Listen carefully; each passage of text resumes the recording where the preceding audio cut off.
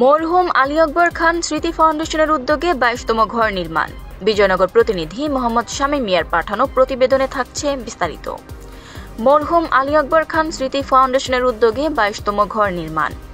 Foundation প্রতিষ্ঠাতা বিশিষ্ট ব্যবসায়িক ও সমাজসেবক মোহাম্মদ নুরুল আমিন খানের অর্থায়নে এক অসহায় পরিবারকে ঘর নির্মাণ করে দেওয়ার উদ্যোগ নেওয়া হয়। আপনার স্বপ্নের যাত্রা হোক ফ্লাই ইনফিনিটির সাথে।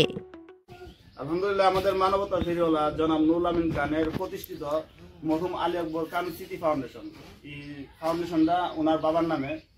উনি এই ঘরটা নির্মাণের অর্থায়ন দিতেছেন, আসামরা গ্রাম থেকে এই ঘরের টিন বাবদ দিতেছেন। আলহামদুলিল্লাহ, আমাদের সভাপতি নুরুল আমিন খান এই নিয়ে ২২তম ঘর নির্মাণ কাজের উনি কাজ চলমান রাখছেন। ব্রাহ্মণবাড়িয়ার বিজয়নগর উপজেলা বুধন্তি ইউনিয়নের শ্যামরা গ্রামের জহিরুল ইসলাম কিছুদিন আগে সড়ক দুর্ঘটনায় ইন্তেকাল করেন।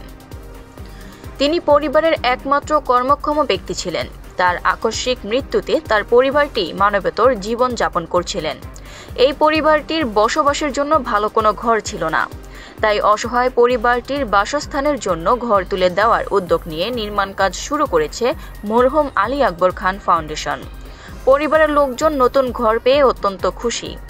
এ সময় উপস্থিত ছিলেন বুধন্তি ইউনিয়ন পরিষদের প্যানেল চেয়ারম্যান ইমদাদুল ইসলাম ফারুক, সাবেক মেম্বার আবাস খান ও তোফাজ্জল ইসলাম, দুবাই প্রবাসী রুহুল আমিন ও দানু মিয়া, বুধন্তি ইউনিয়ন বিএনপির প্রচার সম্পাদক বাহারাম খান, সৌদি প্রবাসী ইসলাম খান, সার্বিক ব্যবস্থাপনায় মিস্টার সজীব সৌদি প্রবাসী ও ওসমান গনি দুবাই প্রবাসী। আফরিন মোমো, দৈনিক খোলা চোখ।